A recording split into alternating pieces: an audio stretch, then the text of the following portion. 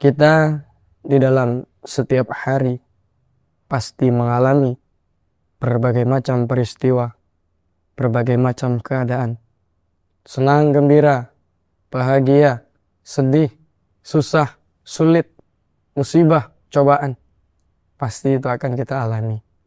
Maka di dalam setiap keseharian kita, setiap peristiwa keadaan itu harus selalu kita iringi dengan berdoa kepada Allah. Kenapa kita harus berdoa kepada Allah? Karena berdoa itu merupakan senjatanya orang iman.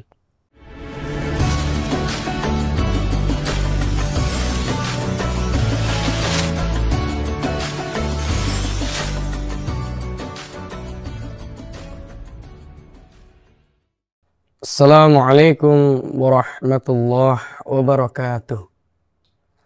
Innal hamdalillah nahmaduhu wa nasta'inu wa nastaghfiruh wa na'udzu billahi min shururi anfusina wa min sayyiati a'malina. May yahdihillahu fala mudilla lahu wa may yudlilhu fala hadiya lahu.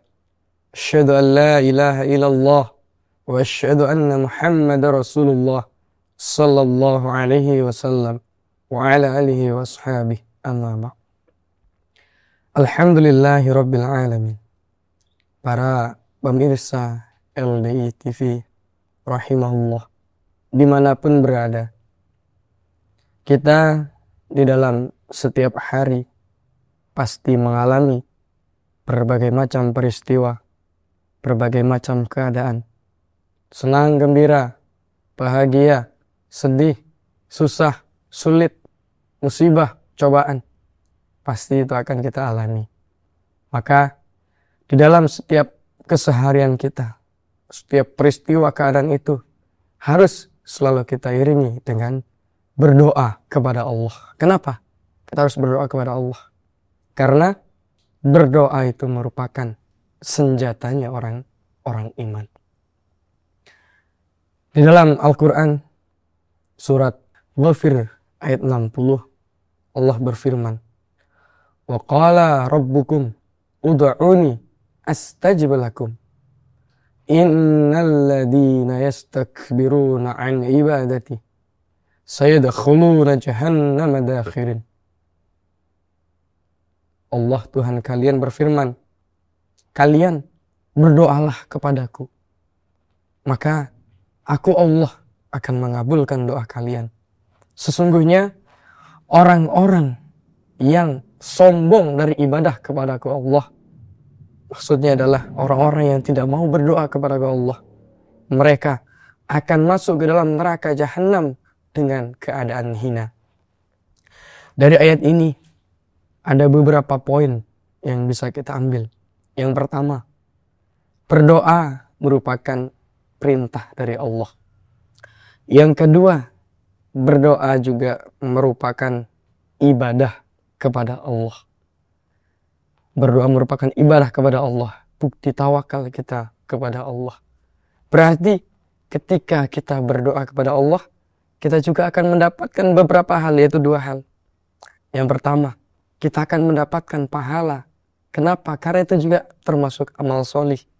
Yang kedua, kita akan mendapatkan sesuatu yang kita minta kepada Allah.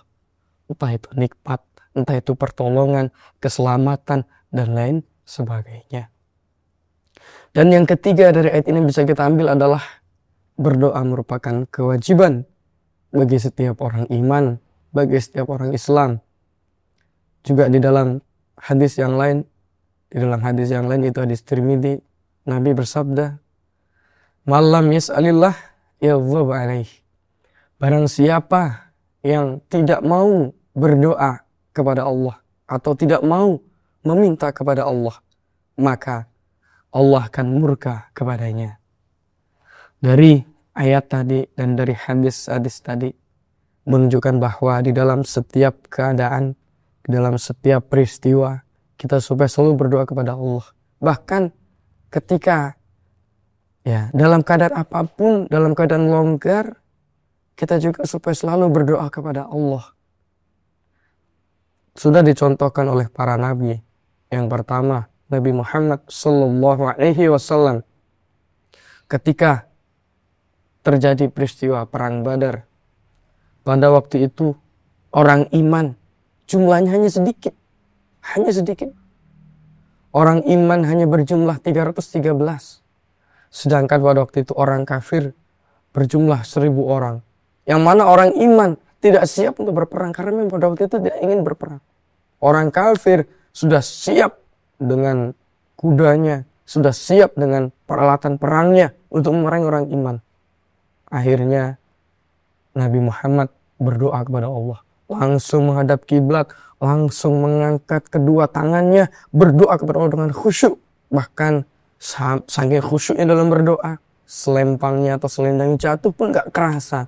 Akhirnya oleh Abu Bakar diambilkan dan diletakkan lagi. Dan bahkan diingatkan Abu Bakar, wahai Nabi, cukup doa engkau, cukup berdoanya, pasti Allah akan mengabulkan doa engkau.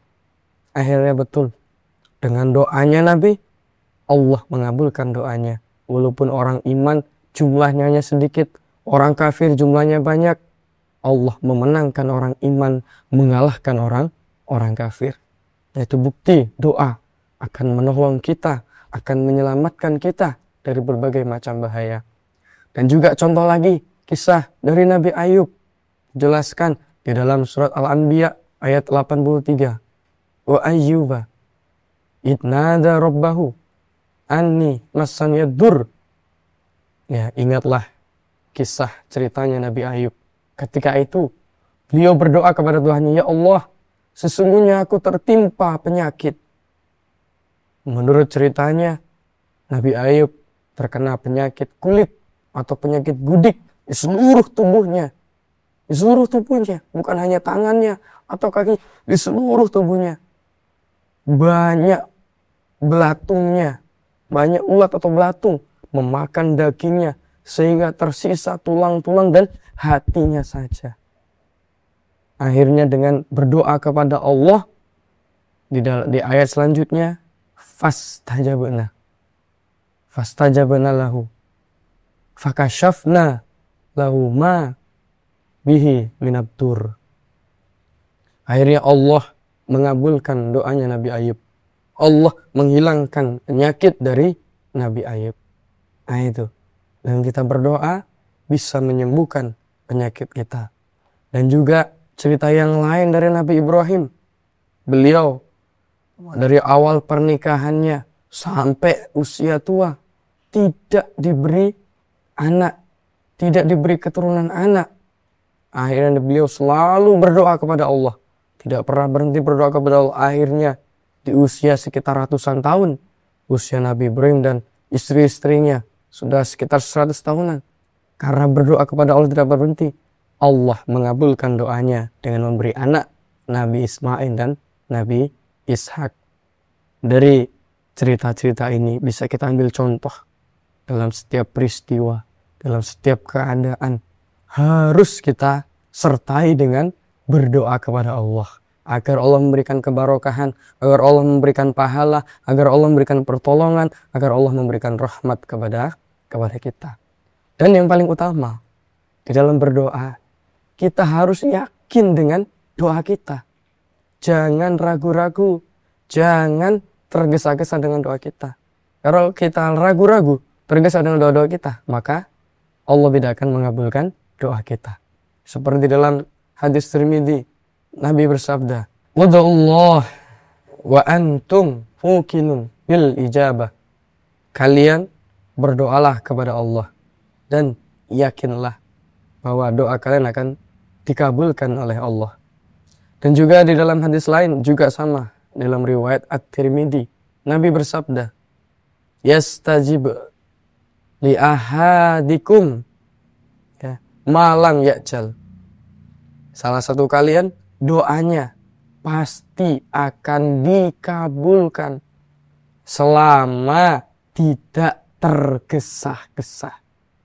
Nah ini, di dalam doa tidak tergesa-gesa. Bagaimana praktiknya tergesa-gesa? Yaitu yaqulu, berkata mereka, "Da'utu fastajab li." Aku sudah berdoa, tapi Allah tidak mengabulkan. Nah ini, contoh kalimat tergesa-gesa atau contoh tidak yakin terhadap doanya, maka tidak akan dikabulkan. Maka di dalam berdoa kita harus betul-betul yakin dengan doa kita. Dan juga para pemirsa LDI TV dimanapun berada, saat ini kita berada di bulan Ramadan, bulan yang mulia, bulan penuh pengampunan. Ya. Di dalam bulan Ramadan ada 10 malam yang akhir. 10 malam akhir itu kita akan mengerjakan iktikaf. Salah satu amalan ketika kita iktikaf adalah berdoa pengampunan. Seperti yang dicontohkan oleh Nabi. Ketika iktikaf, beliau memperbanyak doa.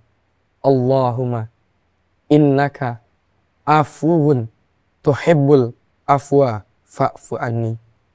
Ya Allah, sesungguhnya Engkau Maha Pemaaf.